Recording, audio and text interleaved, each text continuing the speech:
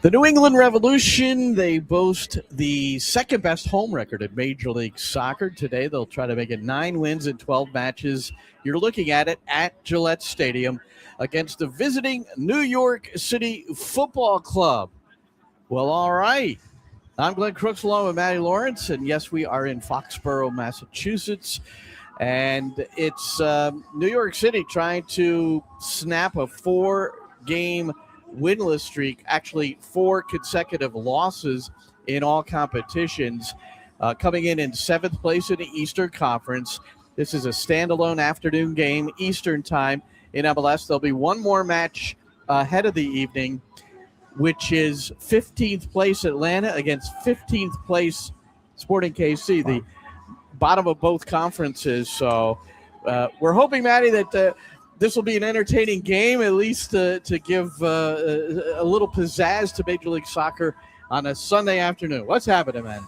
Hey, not too much, Glenn. It's been good to be around Gillette Stadium. They've fully pimped the stadium out, haven't they? It was Patriots game last night. We've had the kids game, which in my opinion was better. We've had 4-on-4 kids soccer throughout late morning. We and early saw afternoon. the celebration in the championship game. It was in the far corner, as you look at it there, that far left corner. Little four-side. Yeah, the Greens won. The Greens were champions. They were celebrating that's what you want to see. Yeah, and then we've seen the pitch being sort of remade. Basically, that they've put the lines back out on the field. They've got rid of the football lines American football lines from last night. So yeah, wow, we're doing well here, Glenn. I don't. The Patriots played the Eagles. I don't know who won the game. It's a preseason game. It doesn't matter.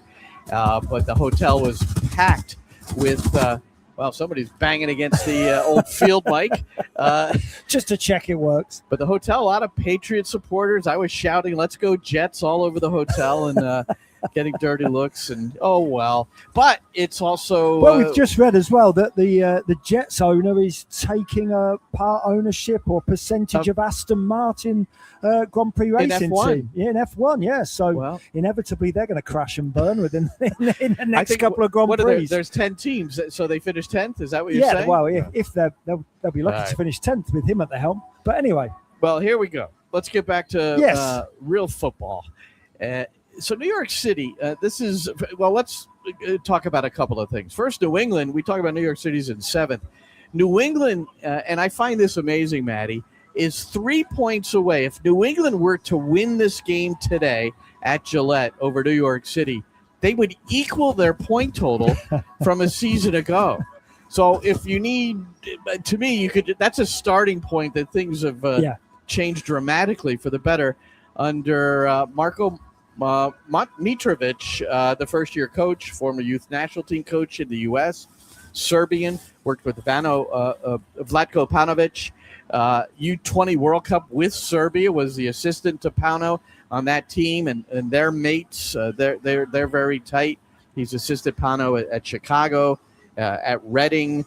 What was the other stop? It was in Liga MX. I can't think what that was. Remember. But anyway, so that's... So New England is much improved, but how about that? They can equal their point total today. They're much improved. I think they've already won more games than last season. They've won 10. They've won 50% of their games this season. They're a good team, and they're adding pieces all the time. They've only just added Jack Harrison in the last few games. He's a proper player in his peak as well. This is not somebody coming from the Premier League or Serie A who is just falling down and here on holiday. Jack Harrison is 29 years of age. He's got 3 assists in his 3 appearances already, and he's a first-class player, Glenn. I think NYCFC fans know that from the beginning of his career, but then he went over in Middlesbrough, Leeds, Everton. He was fantastic in the Premier League. Fiorentina in Serie A. He's still got a number of very fruitful years ahead of him. And I would imagine that New England Revolution fans want them to be here. I would imagine he's signed a pretty big contract here in terms of years as well as wages. So it will be, I don't quite want to say a joy to watch, because I don't really hope he plays well today. But he has been good to watch in their previous games. You only need to watch the game against DC United. He was very much instrumental in all 3 goals. He's got 4 assists in the 3 games he's played. But let's take this as a group, as in there are storylines today. So Jack Harrison is a storyline. Yeah. Spent 2 seasons with the New York City Football Club. and did very well. Frank Lampard took him under his wing. Patrick Vieira also the same. And he was a good professional and then got the opportunity to go to Man City, where he was loaned out to some of the places you were describing there. So here's a guy that's played in the Premier League, the Championship, and Serie A. Yeah. So those kind of experiences, I think, will pay off for him. The other storylines, number one in goal, Matt Freese and Matt Turner. They were the number 1 and 2 goalkeepers for the U.S. men's national team, and now they're playing for the first time against each other since then. And Matt Turner's had a very good MLS season, probably superior in terms of the goalkeeper analytics, 5 clean sheets to just 2 for Matt Freese, a superior goals against average, a superior saves percentage, which I think is one of the top statistical categories for a goalkeeper. Matt Turner is second in the league in save percentage. But that's part of the storyline, too, is those two guys going Absolutely. at it. On top of the storyline of 2 good teams facing off against each other, I'm with you. Jack Harrison, the 2 goalkeepers, 2 very good goalkeepers for the US men's national team. You've said it. Matt Turner at the moment, just in terms of MLS play, is a little bit higher than Matt Freese, but that's not always down to the goalkeeper. It's not down to the goalkeeper, it's what's in front of them. And he hasn't had a great deal of support recently, Matt Freese. It's been a little bit better for Matt Turner. But yes, only Nashville have conceded fewer goals in Eastern Conference than New England Revolution have. Just 25 goals in their 20 games. So yeah, he's had a good season so far, Matt Turner. And you know that Pochettino will be watching, whether it means a great deal, just this one-off game, but certainly he'll be watching on. Probably won't be here. This has to be a game. No, yeah. He'll be watching it on the tube somewhere. And then there's another storyline.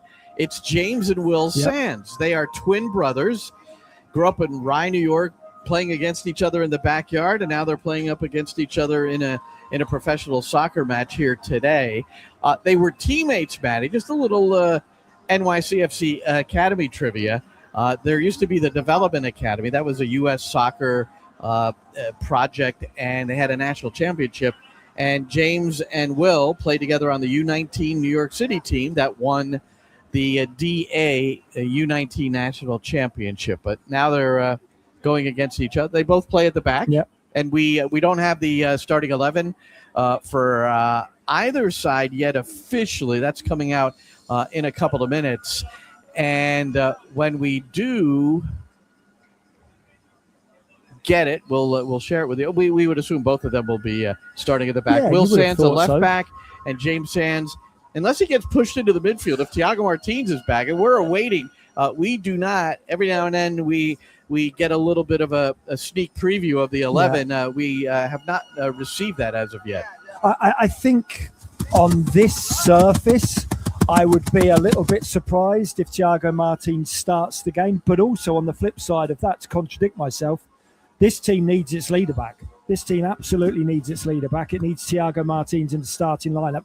And then in which case, I think I possibly would go with Thiago Martins and Raul Gustavo, if if Gustavo's up to it, Glenn, because we know he's only just coming back from injury. Yeah. Just to even it up a little bit. It's a nice balance, a left-footed player and a right-footed player. 2 Portuguese boys know each other. It's not that they haven't played together before. And then I might just push James Sands into the middle of midfield for a little bit of solidity. But as I say, my first thought is this is not the surface I want to try out or test out Thiago Martins' hamstring. But that's just me personally. I haven't spoken to any of the medical staff. Obviously, don't know what Pascal Jansen's thinking. But that is just my first thought. And you're getting a look at an artificial surface, which was grass for the World Cup, but they ripped it back up pretty rapidly after the conclusion of the World Cup. And that's what. So, Matty, explain why. I've been asked this before, by those wondering, why would you water an artificial surface? Go. Why would you water an artificial surface? Yes. Just to get the ball to zip over it, because it has the coating of the normally, and I haven't been down on this field, but I assume it's got the little rubber pellets on it. I also assume that the plastic pieces of artificial grass are quite long as well. The ball just doesn't roll over it particularly quickly. You need to water it and get it as zippy as possible. We've had an awful lot of rain last night and this morning. So it's but these things they in my opinion, Glenn, they just drain so well. You need to water it pretty much up until the second that the game is being played. Let's go to the lineup because we just it's just been released officially, and let's go to the New York City side. Tyler Magno at striker, not Luigi, who had started the previous 3 matches for New York City, and at the back, Nico Cavallo comes back in for Kevin O'Toole on the left side, and it's Max Murray starting next to James Sands. So, and I'm checking quickly to see who is on the bench. And let me see. Well, I'm getting a negative message as to trying to find who is on the bench for New York City FC. So I can't tell if Thiago Martins is on the bench. So what we have is a starting group of Freeze, along with Tavon Gray, Max Murray, James Sands, Nico Cavallo, Andres Perea, and Johnny Shore. Keaton Parks is on the bench. I could see that. And then a front 4 of Nico Fernandez-Mercado, Benny Traore on the left, Augustine Ojeda on the right, and Tyler Magno will run up the middle. So as we get more information on the bench for New York City. Well, I've got the bench here. The bench is Ranjit Singh and Romero, the 2 goalkeepers, Kevin O'Toole, Ilinic, Raul Gustavo, Keaton Parks, Pierre, Luigi, and Malachi Jones. That's what I've got from FOTMob. I'm not saying that's 100% right, but I would imagine that is correct. And no Thiago Martins. No Thiago Martins. And probably everything, and I just refreshed, and I'm seeing it all too. And he was listed as questionable on the injury report. And you might be more accurate than any other description about Martins sitting this one out. The surface. Yeah, absolutely. I would not risk certainly a player of his caliber and his injury, a hamstring injury, and also the fact that he's 32 years of age, I think 32, 33. So, yes, there's no way in the world that I would risk him here on this surface. It's just not conducive for your first game back from injury, let alone a hamstring injury. All right.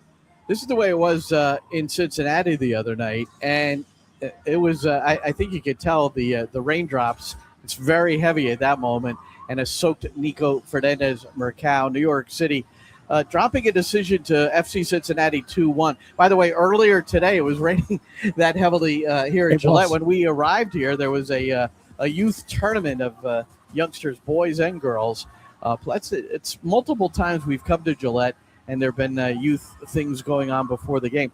But New York City, Matty, there were many encouraging signs, but it's another loss because Evander, an MVP candidate, in the first minute of second half stoppage time, scores the game winner, left-footed shot, slots it past Matt Freeze, not defended particularly well.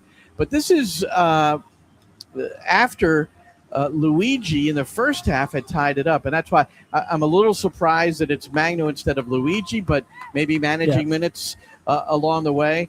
And one thing I want to share is post-game Pascal Janssen and then our call of the Luigi goal, which was brilliant. And as Matt will tell you, not much had happened prior to that. It came in the 21st minute. But here's Pascal post-game and us from the New York City FC Radio Network. By the way, our airtime today is 4:15 for the pregame show with this guy, the gaffer. It's good that you highlight the kid. Obviously, it's always about the team performance, and we've lost, so it's always hard to identify some highlights in the emotion straight away after the game. But I agree, Luigi showed class today. Even if you look at the goal that he scored today, that is pure class. It's a good rhythm of play, and his timing and movement to be available to have the finishing touch is very impressive for such a young striker. So we're very happy that he's part of our project. Now Gustavo, well, with that left peg, that's a weapon, man. He goes cross field to find Ojeda. And now popping out wide right is Fernandez-Mercado. Ojeda underlapping, gets to the byline. Here's the cutback. Here's a shot. It's a first-time goal for Luigi, and it's 1-1 in the 21st minute. Wonderful play. It started with Gustavo with a long diagonal service. Matty, that's a great goal for New York City considering they generated so little here in the opening 20 minutes plus. That's their first shot of the game, not first shot on target. That's their first shot of the game. And it starts with Matt Freese, who rolls it out to Gustavo. Gustavo hits that 50-yard diagonal ball into Ojeda. Ojeda just lays it off to Fernandez Macau. He just takes it for a couple of seconds. No one comes near him. He rolls it down towards the byline. Ojeda is running on. It's a very, very long and elongated 1-2.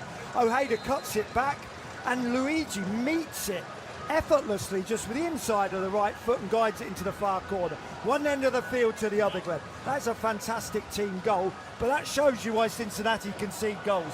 They did not get anywhere near the ball, and the ball's travelled 120 yards. Yeah, different team today, Matty. Good description, by the way, that you've got New England that doesn't concede a lot of goals. So New York City will have to manufacture a little bit more, but not with Luigi at the start. It'll be Tylus Magno, who, again, we've said it before, proclaimed himself as a striker to Pascal Janssen in the preseason, and that's where he's played a majority of his time. And we even were just chatting a bit back at the hotel, saying that, well, with the emergence of Luigi, Magno may have to get used to playing on the left-hand side a little more again. Yeah, I think so. When Luigi is fully match fit, fully integrated in the squad, I think he'll be starting every game because he looks a very, very intelligent footballer, and he is a true number 9, and Tylus Magno can proclaim he's a number 9 as much as he wants, but it's not his true position. It certainly doesn't come natural to him, whereas everything I've seen about Luigi, feeling contact, wanting the ball into his chest and not minding the physical contact from behind. The little push off on Miles Robinson just to create that little bit of space for the side foot volley against FC Cincinnati. He's a natural, Glenn. He's only 20 years of age and he's growing and learning. And I cannot wait to see him progress in MLS with NYCFC. I think another reason he's not playing here, again, plastic surface, number of minutes under his belt. If he's on the bench, you know you'll probably see him anyway, but this is a different surface. This is not something that he is used to. So probably not a huge surprise that Tylus Magno's starting, but we want to see something from Tylus now. We know that Tylus has done it once or twice, started the game and really proved that he's got that ability over the whole game. That doesn't happen all the time. Quite often, he's better coming off the bench. We'll see what we get from Tylus Magno today. And you mentioned 2 keepers on the bench today, Matty. So the injured list is still long. It's yes, Martins is out. Was listed as questionable coming in. Hannes Wolf's still out with this. It's not a mystery anymore. Well, it is to an extent. Yeah. It is a foot injury that feels good one day and then not good the next. That's the way Pascal Janssen described it. Kai Truin, Aiden O'Neill, Maxi Morales, Alonso Martinez, who continues to train, Arnau Farnos, and Drew Baera. So the list is long, and many of those, of course, will be out. Baera, Farnos, Martinez, Maxi Morales are all done for the remainder of the year. 6 of those guys are undoubted starters. They certainly would be. If they were fit today, they would be starting the game today. 6 of them. And then you've got Baera and Farnos, who are good players coming off the bench as well. So you've got 8 players there who would be dressed, who would be in either the starting lineup on the bench.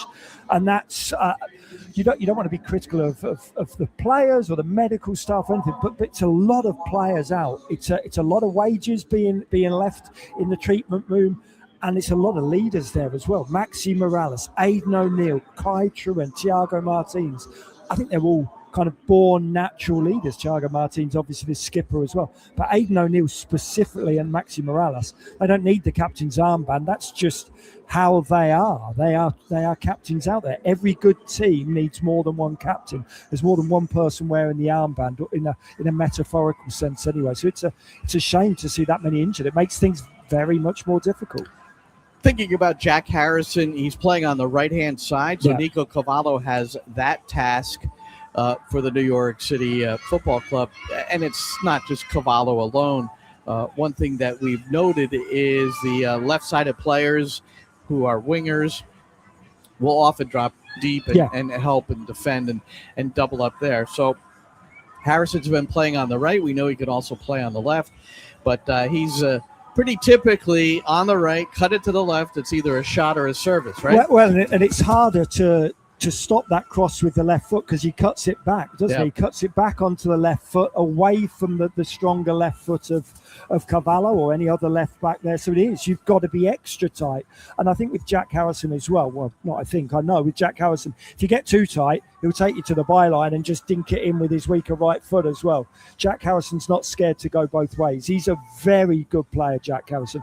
He could play another 2, 3, 4 years in Serie A or the Premier League easily. He's come here obviously as a DP. He'll be getting paid a lot of money. He wanted a new challenge. Didn't really work for him at Fiorentina. Wasn't massively working for him under David Moyes at Everton. Wasn't really working out at Leeds. So maybe it's not that big a surprise, but he's 29. He's 29, absolutely at his what a great peak. age. Yeah. What a great age to come in and make your mark, which he has done for New England. And it'll be Turgeman back up top with him. Peyton Miller, a great young player. He's just 18 years old, but he plays well beyond his years. And then Carlos Heel. So kind of reminds you, he's 33. Max Morales is 39, and we know he's said he's coming back.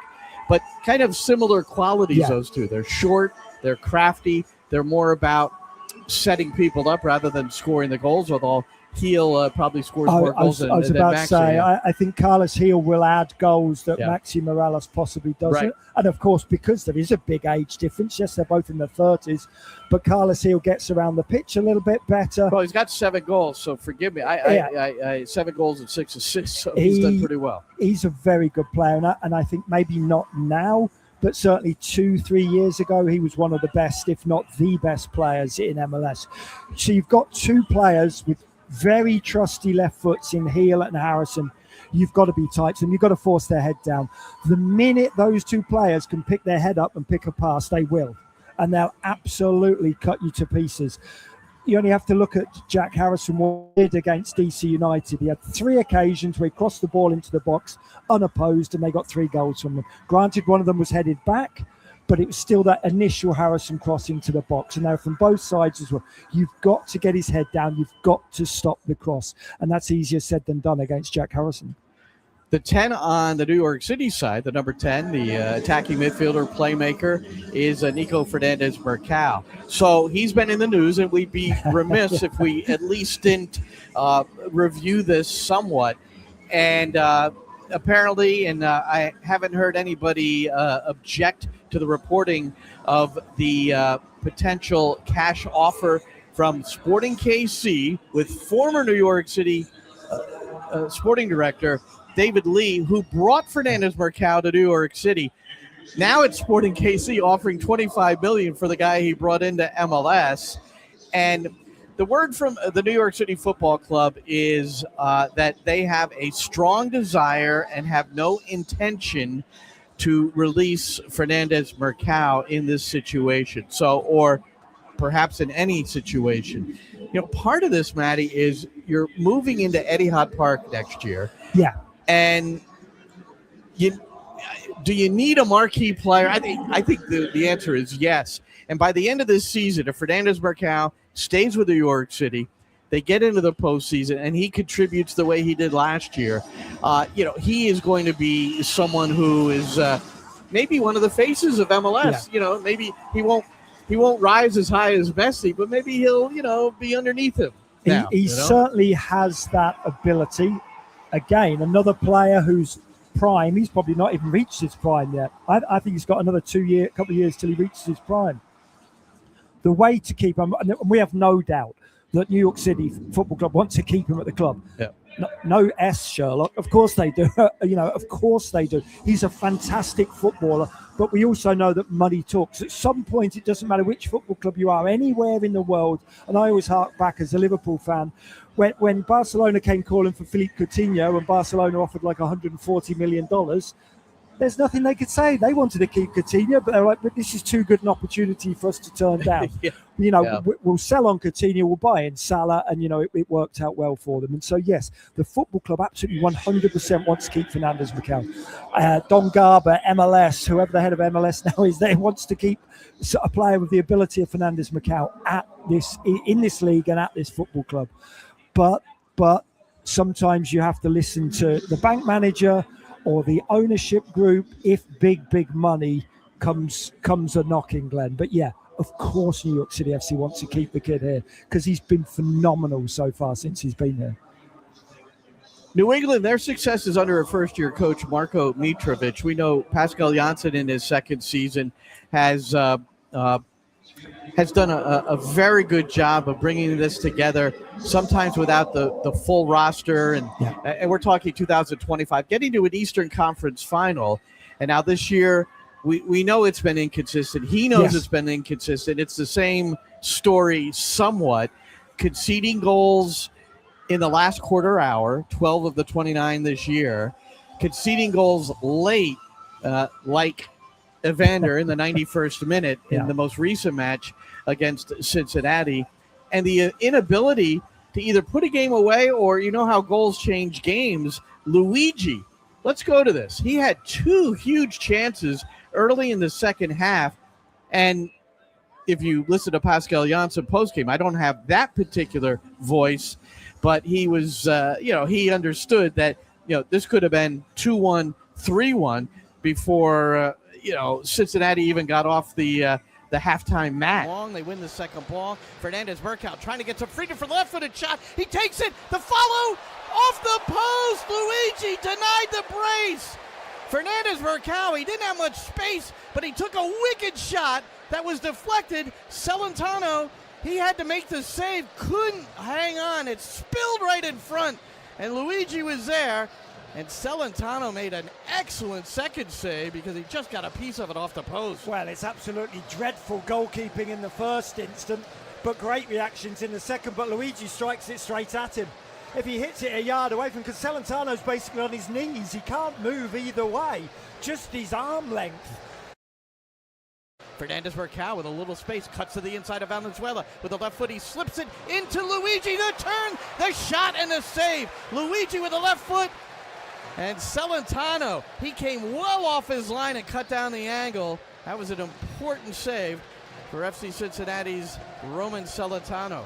Well, that's 2. Yep, that was 2, and that was early on. So that, just to give you an example, that and the second half was the best half of football that New York City's played in a while. Yeah, until it wasn't. Until the end. It wasn't, yeah. It absolutely was. So right. Those 2 chances, you would expect a goal scorer, Luigi is a goal scorer, to take at least one of those, if not both of them. I had seen that Celentano was on his knees. He's on his knees, so exactly. It was, he could only, as I said, that he could only go a foot or foot and a half at most to his side. And he struck it very close to Celentano. It's a good hand, it's a good reaction, don't get me wrong, from Celentano, but that should be in the back of net. And then the second one, the turn and the pivot, players with a little bit of guile in the centre forwards, probably players with a bit more experience than Luigi would just dink that. It's just a little dink, and then the outstretched leg can't get there anyway. 2 good saves from Celentano, but made easier by the player. And you're absolutely right, and Pascal Janssen did say it. Look, you take one of those chances and it completely alters the game, that is for certain. Yep. Who knows what the final score is, but we know it would alter the game. Goals and moments. Yes. Love the game of soccer. New England coming off a 3-0 win at Audi Field. They're back home where they have the second best home record in Major League Soccer under their coach Marko Mitrovic. I just wanted to show this at the end for the New England fans in particular. Fenway Park last night. Guess who threw out the... Yeah. You got it. Hey, just so you know, when you're on the mound, you're up. So what should I do? Just know that, like, you don't want to throw too far down. That's the coach, and that's Matt Turner at the other end who's showing him how to throw the ball. I don't know how the pitch went. I don't have the pitch from last night. But one of the reasons I wanted to show you is because Mauricio Pochettino threw out the first pitch. I don't remember where they were, and Matt Turner was working with him. So Matt Turner has worked with his U.S. men's national team coach, and now his head coach for New England to throw the first pitch out at Fenway Park. Go Yankees, and all right, go Mets. And there's not much hope. I looked statistically. The Mets have a .01 chance of making the postseason. There's still a chance. There's still a chance. Well, All right. there's a chance I'm going to get my ice cream sundae in here, Glenn. I think it's the sun coming out, or is it just the floodlights? Wait a minute. So, Maybe it's just the floodlights. well, it's no. See, there's Oh, a is it peeking little. through? See that little blue streak Sunday up there time. at 1 o'clock. All right, we're on in about 15 minutes. 4:15 on the radio network, nycfc.com/radio, and the NYCFC app and the TuneIn app. And we met supporters on the way in who happened to have the wonderful experience of hanging with the team a little bit and coming in to watch them on the road. And they're in tune now with the radio commentary. Sync it up with Apple. And when you come back home and their home games, just listen to us on your phone, man. So for Matty, I'm Glenn. Thank you so much for joining us here. And we look forward to talking to you on the network in just a few minutes. Enjoy the game, everybody.